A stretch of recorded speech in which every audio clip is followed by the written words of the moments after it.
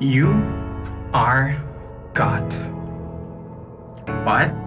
Yes, you are God. But how do I know? Well, at this moment that you're hearing this is completely normal for you. This is just a YouTube video that you're watching. Something that you do every day, right? Or not, maybe not. But just the fact that you're existing in this very moment, it represents a lot of things. You have taken it for granted. It's so normal for you that you don't seem to be weirded out by it. Like, just think of it. Why do you exist? Why are you able to hear me? Why are you able to just be present in this moment and being able to think about your existence? Well, that's thanks to your perception or your senses. Your touch, your hearing, your eyes, your well, you could say taste, but that's within the touch. So your ears, well, that I already said it. So everything you are, it's perceptions being gathered by your brain and being interpreted as a whole. So this accumulation, interpretation of thoughts is happening in your brain. You have a brain, everyone does have a brain, at least that we know, or a representation of it. Like octopuses, they have like multiple brains around their body. So yeah, we all have different ways of thinking, but at the end of the day, we all gather an accumulation of information that we receive from our senses, send it to our central system, to our brain, then it gets interpreted in the body. But everything you are hearing, experiencing, seeing, it's happening within you. You are not hearing me, you are hearing vibrations. You're not seeing the wall, you are seeing the interpretation of your brain and the bouncing of photons towards your eyes. You're not seeing stuff, you're seeing the interpretation that your brain is making towards this. So how come that you can make an interpretation? Well, it's very simple. The thing is that you are an organism. You know that you have organs and you have cells and other parasites, bacteria, and a whole lot of organisms living within you. You are not you are a multitude of things that all are alive and help you to stay alive and keeping this balance within you. So you are not you are part of the world, you're part of the planet. You evolved from this planet, you came from the soil. Once you die, guess what? You'll go back to the soil, which will go towards the nutrients that will feed the next generation. So right now, whatever you're eating from plants or things, more than likely it was manured, or it's got its nutrients from other dead organisms. Energy is always constantly changing, recycling. Einstein already said it. Energy doesn't disappear, it just changes forms. So you are this interpretation that you can have because you have organs and stuff, the evolution that you as an organism have made during the last millions and millions of years. Your specific gene or kind of human, it's no longer than 200,000 years older, I believe. And just the very fact that we think, or the way that we started thinking as we do right now, it was no longer than 10,000 years ago. And that doesn't sound like a lot for comparison that we have been living in the world for. So imagine we were animals, we were struggling in the out with giant monsters trying to eat us every day. We had to figure it out. But before that we were other organisms. There was always a complexity evolving. It is believed that we come from monkeys, Some people say that we first started in the water, then we started being reptiles, then we started being mammals, then we started being monkeys, then we started being humans, and allegedly we're going from humans to human beings to meditative human beings and then conscious human beings who go towards something bigger than them. Maybe this is an idea, maybe it is not, we do not know. It's just sort of perception or interpretation of the world that we can have at this present moment. But coming back again to everything that you can interpret, it had to happen through evolution. It had to happen through time. And believe me, right now if you close your eyes during 3 minutes, you may be thinking that that's an eternity. And well, as you can see in many things, 3 minutes is not that long, or it can be very long depending on the circumstance. It's just a perception of time. Then again, we're coming back to the perceptions. So we know as scientific facts that we all came from a single organism, and we all come from that. We have translated how DNA works. We know that we do share this DNA with a lot of animals. We all were evolving, but where from were we evolving? We had to constantly make use of the energy that it was available to us, constantly eating, pooping, some or other way. But you know what a mitochondria is? So it's basically two cells. One gathers the food, the other processes it. They make a team, and it's better for them as a whole. So that's pretty much what happens within you, but multiplied by however much cells that you have and different kind of cells. We are a complex organism. It didn't happen in a night. And was there with humans? Nope. So where do these single organisms came from? These single organisms came from, well, chemistry basically. And chemistry was things that reacted with other things that made some reaction that ended in something. And well, it's complicated. Not everyone knows about chemistry, but it's basically reactions. But how do we know? We want to step further towards these reactions, and we started learning how this existence that we are in right now works. We do not know for sure. It's just theories and interpretations for us for this to make more sense. But that it makes sense to us or within the interpretation that we have given it doesn't mean that reality is as we think it is. For example, we can send rockets to the moon, yes, because we know how physics work, but according to our interpretations of how physics work, we figured it out, but it may not be the specific way as it really works in reality. But it works for us because, well, we can make use of this information to make predictions on the future, which does not exist, which is really the present. And in this present, you can make predictions of what is going to come in your future present. Well, because the present is eternal.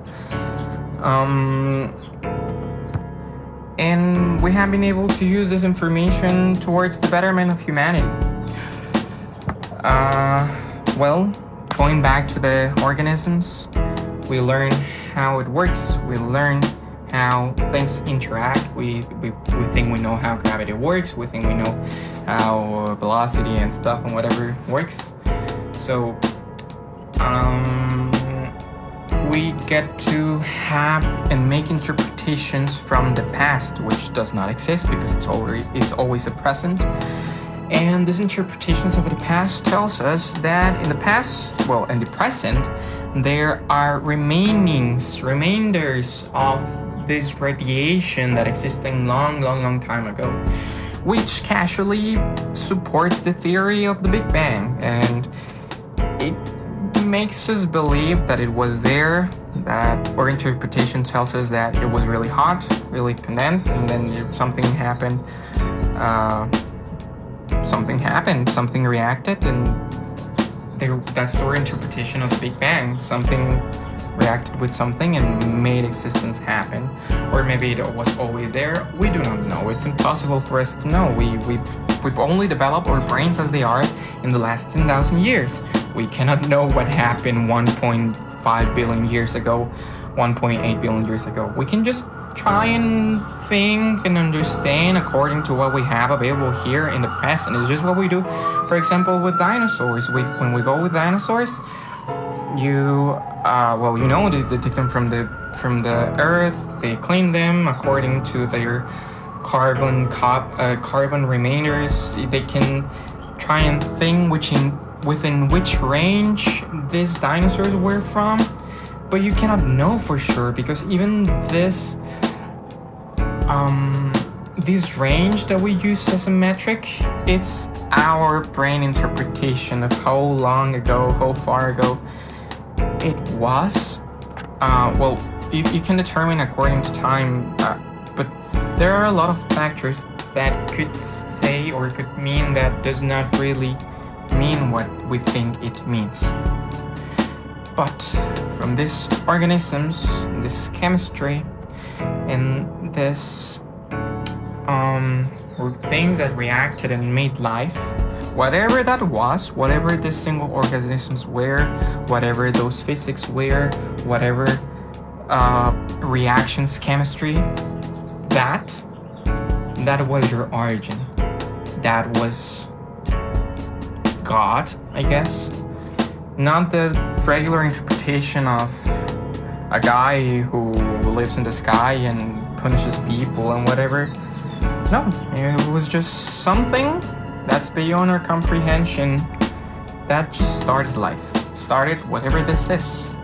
We know that Earth formed through millions of years, again, of interactions. And whatever started Earth, whatever started the Big Bang, started Earth. Whatever started Earth, started life. Whatever started life, started you. So you, by definition, by resulting of whatever the beginning was, which we interpret as God, because it goes beyond our understanding, that's you. You are a tiny part, a tiny speck of that God. And guess what? You can do a lot of things with this. Again, it's so normal for you to hear me and think that it's normal, but it's not. It's super, super rare phenomenon that is happening, and we take it for granted. And we all can die at any moment. The tomorrow is not guaranteed. Not even the hour after, even 30 seconds after I'm speaking. And time just passes.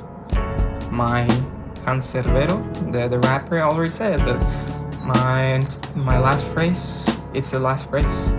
And now my previous phrase is the last phrase. And now both of my previous phrases are already in the past. Everything is just memory. We only have the present. And now that you know that you're a tiny part of God, or whatever this is, of course I'm talking within the things that we can perceive logically. We know that everything that exists right now within a concept of a mind first started in the mind, and then it was translated or manifested into the world, but first had to start as an idea for it to be there. So since you are a tiny part of God, you have the power to create as you were created. But in humans works in a different way. You first think and then you create. I can decide in this moment to clap. I can decide in this moment to jump. I can decide what to do in the present. Usually you are binded by your DNA and your societal the context. Depending on your context and your DNA, you are acting. You are literally your DNA reacting to your environment until you make it conscious. When you make it conscious, it's the closest thing that you can have towards free will, because when you're conscious, you can decide what to do, and you know that whatever actions that you take action in the world, and it can affect other people. And in this present times, what we're living, a lot of people don't know that they can create, don't know that they can interact, or maybe they know, but they don't think it's important. The thing that we have right now, it's the only thing that's important. And if you're constantly feeding your mind with dumb shit, you're going to create dumb shit. If you're feeding your mind with violence, guess what? Violence will live in your mind, and that's what you're gonna create. If you have good thoughts about being nice with you, being nice with other people, guess what? That's what you're gonna do. So everything first starts by the mind. And sometimes we have thoughts that we do not like or that we don't want to have. You are not those thoughts. You have to first understand this. You are not the thoughts. You are what is experiencing these thoughts, who is observing these thoughts happening in your head. Maybe you think of punching someone, but you are not this thought of punching someone. The thought of punching someone happens to you. Again, you are your DNA reacting with your environment. But when you turn your consciousness, you can decide and notice that, whoa, this feeling that I have of punching this guy, it's strong, but I understand it. Something made me angry or whatever, and my karma, my reactions of how I've been treated in the past made me think that this guy was annoying and I wanted to punch him. But you are not that thought of punching the guy. You can decide to watch your thought, let it pass through, and ignore it. But why would you ignore it? Why would you even do any of this? Well, you have to have your reasons. You need to find your motives. For example, I like sleeping, I like eating, I like smoking weed, I like having sex, I like talking with my friends, I like playing the guitar, I like to do a lot of things. And I do not like pain, I do not like to be bothered, I do not like to bother other people or to cause pain in other people.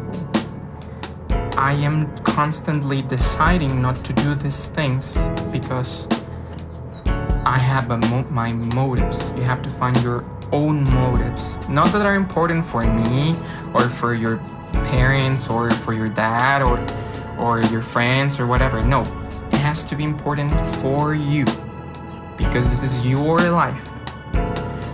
So, once you find this thing that is important for you, you can decide to take action. Why to take action? Once you have your reasons that are enough to take action, the thing that is next is you need to control your mind, control your consciousness, know that you are not your body, know that you are not your thoughts, you are not your emotions, you are not whatever perceptions there are in your body or thoughts. You are the observing one. You are the consciousness. So you have this that I'm saying, maybe you haven't heard it before, maybe you have heard it, but it's something really important. It's what you do with your brain every day. It matters because it affects other people, and if you do not control what you think, what you do, you're going to affect the world in a way that it's not good for you or for other people. You have to only let out what is best for you and other people. That will not cause any harm just because. Why would you want to cause harm in other people for no reason? Would you want someone to cause harm in you? Well, maybe if you're a masochist or something. There's that's another topic, but so your brain, you use it every day, but no one ever told you, hey, this is the user manual. Because, well, no one seems to, not everyone has the opportunity or being lucky as to know how it works or having someone that explains to you how it works. But basically, you use your brain. Your brain is a sponge, absorbs everything that it sees, hears, or experiences. Like literally, there are imprints in your brain from your neurons, which make pathways of thoughts. And the more you think those thoughts, the easier that is for them to flow through them. So be careful of what you feed.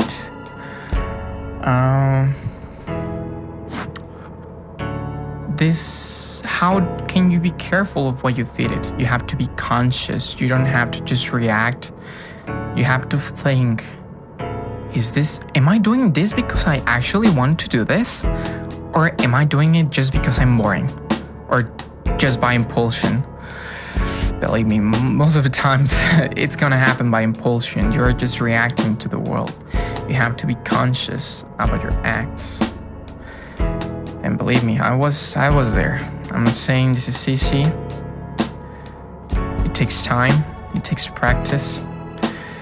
But how do you practice? You have to meditate. What is meditation? Meditation is basically practicing being in the present moment. How do you practice being in the present moment? Well, something that you do every day and every moment is breathe. You're breathing right now, and you will continue to breathe. You cannot breathe in the past. You cannot breathe in the future.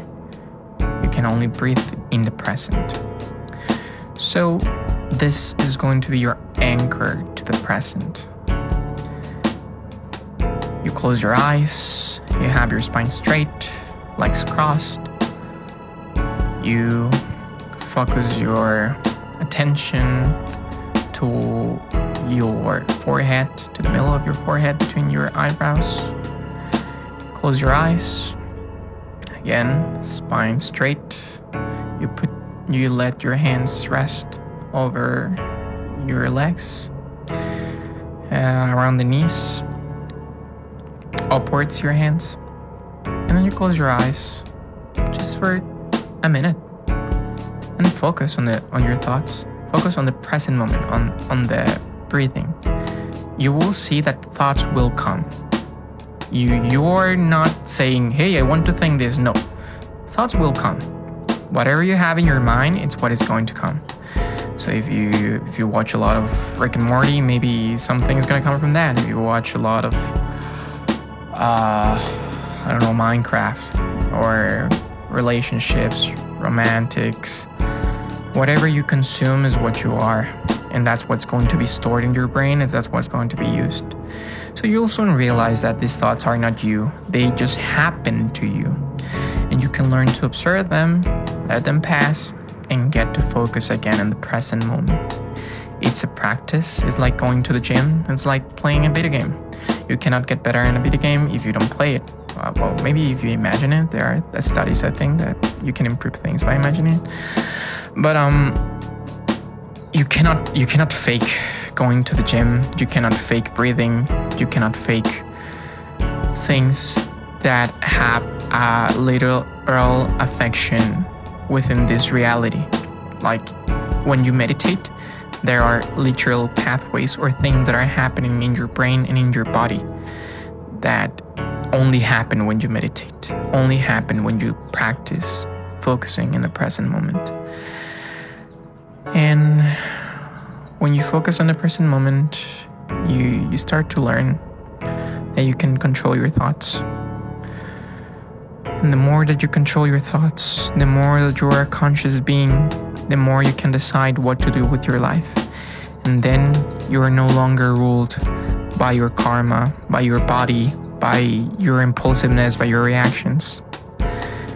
You can decide what to do with your life, not just react to it. It's easier said than done. It takes time, it takes practice, it takes commitment. Because today you do it, and then tomorrow you forget. You do it today, tomorrow you forget. Or you do it today, tomorrow, and then the day after tomorrow you forget. So Again, to make the literal imprints in your body of meditation, of practicing this consciousness, well, you have to meditate. Usually it's recommended to do it at least 40 days for it to take roots within you.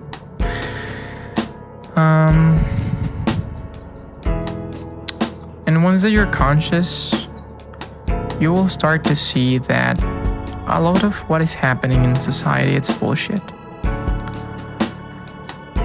And then you can start to decide to make it something else. We know that the future doesn't exist. We know that only the present exists. In the present, you can start making actions towards a better future for you and other people. Again, you have to care. But I mean, wouldn't you care if it was your mom or a friend or someone that you like, your dog, your cat? So we have to be more conscious. We have to practice being conscious, taking good actions towards this world, and helping other people make this enlightenment or realization that we all are a tiny part of God. And I mean, I haven't been to heaven, I haven't been to hell, I haven't been to other dimension, I haven't been to other planet. I have only been in this planet. I have only been in this existence. Not you or anyone can guarantee you that there's something else. But what we can guarantee you is that you will die. And that you're living this existence right now, if you're hearing me. And since we only know this existence, how do you know that we are not in heaven already? How would you? It's not possible. Just as it's not possible to know what happened billions of years ago, what it's exacted to. You can only imagine, you can only try and make interpretations, but really, we don't know. Everything is just ideas upon ideas upon ideas, information and more information. But what matters is that you feel, you experience. You like to sleep, you like to eat, you like to, I don't know, there are things that you like. There's something that it's worth living for. And imagine if you were able to live in a society where you can do whatever the fuck you want while you respect other people. And no one will bother you. You wouldn't have to work, you wouldn't have to, well, maybe you do have to work, but instead of working 40, 30, 20 hours, you could maybe work 10 or 5. I don't know, imagine a society where you can just work 5 hours, 3 hours, and then do whatever you want with the rest of your day. That's possible. We can, like, capitalism is just an idea. Money, it's just an idea. It's the trust that we have upon each other. That's why its value changes. The leaves that people trust in America, the more the dollar goes down. So imagine for example, within capitalism, there is, I don't know, everything goes to fuck. Like, let's say money worth nothing. It never was worth of anything. It was just an idea. It was a collective agreement that it has a worth. But the food is going to still be there. Plants can still be planted. Things can still be done without this idea of money or its value. So you as a human don't need much. You only need something to eat, something to drink, friends, company, being able to do whatever you want, have your freedom, being respected. I don't know, there are a lot of things that you can have without money, without this idea of money, because the things are already out there. If we were to do things because they are needed, not because of gainings. I think we'll go towards better humanity. And we could make heaven on earth, maybe. We could make heaven on earth. Like, we literally have the ability to edit DNA. And with the advancements of society, we don't know where we're going towards. But again, the future doesn't exist, only the present. And if there's something you don't like about this present, you can start making things right now to change it. And eventually it will come. Don't do it with expectations. Your expectations, again, are just ideas. Reality is out there. So start doing little things. Start. And then continue. Life will continue to be. Life, it's really cool. It's really fun and enjoyable.